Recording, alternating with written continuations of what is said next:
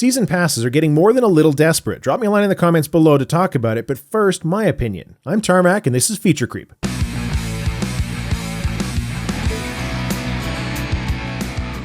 The Season Pass is very interesting from the perspective of economic analysis within the game industry. Season Passes, of course, exist as a way of monetizing post-launch content by way of promising and selling you something before they've made it. It's inherently dangerous for the customer because at the end of the day, if a game flops, there's not very much incentive for them to put a lot of work into the Season Pass down the line. This same issue is what will potentially present itself in Hitman, a game that is essentially a full-on Season Pass by itself. A long time ago, Season Passes were called expansions. You would wait a year after the game released and get a new chunk of content. With the advent of digital distribution, however, that expansion content didn't need to be quite so complete. You could get a new map or a new character piecemeal instead of needing to wait for a full retail box in the stores. However, as I mentioned, the clever marketing gurus in the industry had the great idea of letting the customer get all of the future DLC for the next year by paying in advance. This is great for company shareholders. What I've found, though, of late is that these Season Passes are getting pretty damn desperate. Let's start with the Rainbow Six Siege Pass. You get a number of operators, meaning new characters which could otherwise be unlocked via normal gameplay, some new weapon skins, XP boosters, and some digital currency to buy DLC content with. The digital currency is, of course, a token amount meant to incentivize your potential future purchase of more currency to buy anything of value without leaving extra non-spendable currency laying around, just like the old Xbox Live system. And they're selling this for $30 US. That's half the price of the full game. DLC has always had a bit of a value proposition problem, with the vast majority being hugely overinflated in price, but this is absolutely obscene. I'd love to have anyone at Ubisoft try and tell me with a straight face that the Season Pass is worth the price. Think of it from a developer man-hours standpoint. This game was in development by a team involving a huge investment in time. Now consider how much time would need to be spent to make some new characters and weapon skins. The XP booster and digital currency systems were already developed, so those are sunk costs.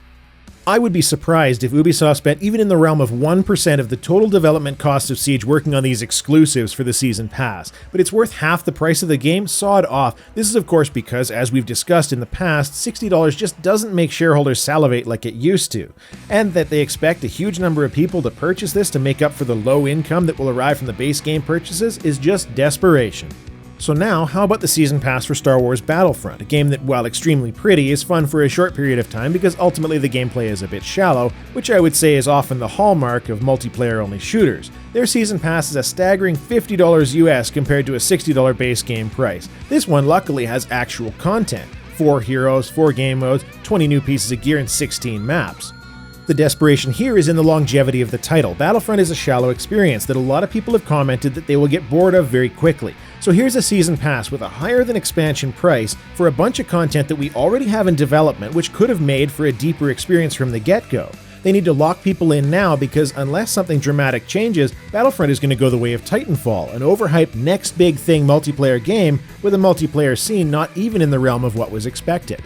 Meanwhile, EA expects to sell 13 million units by the end of March, likely because of the 9 million plus people who played their hype demo. I know that there's great brand recognition here where Titanfall there wasn't, but Battlefront is not getting good reviews, whereas Titanfall was. And again, the amount of content, while superior to what Siege gets in every conceivable way except for the price premium, presents a very poor value proposition up front. That, of course, is long past any refund windows, and if Battlefront tanks, as I mentioned, how much effort is going to go into those new maps and game modes?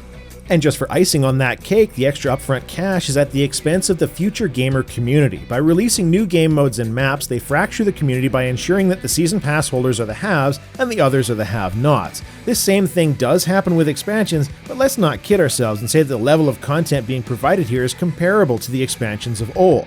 Nor does that fracturing happen with expansions 4 times over the course of a year.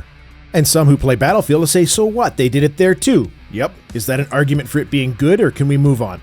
Why is it that every Season Pass has to feel wrong? Why can't we have a company do a Season Pass that is actually appropriately priced for how much time and effort they will spend developing it? What is so wrong about doing just a few things here and there for the betterment of your customers instead of the almighty dollar? I see them as disingenuous and desperate for cash. And the funny thing about all of this is that it is, of course, because of the stock market and shareholders. They expect an increase in value every quarter. Nobody is in it for the long haul, including any CEOs, and why would they be? take a few quarters of losses to build consumer goodwill, working towards a brighter future which will be leagues ahead in income and profit, only to be canned from the board by shareholders who only saw the losses and aren't in it for the long term. Not to get too political, but this is the primary problem with the capitalist mentality. The short term always wins in the stock market, and short-term based decisions are rarely best for the long term. So what do you think about season passes? For or against, paper or plastic? Are there examples of season passes that you felt had real value for money? I'd love to hear about them. Let's chat about it. Feature Creep is a regular show every week. I always appreciate subscriptions, likes, and when people share these around, but more so than that, I'm just glad that people watch them. That's all I have to say. Tarmac out.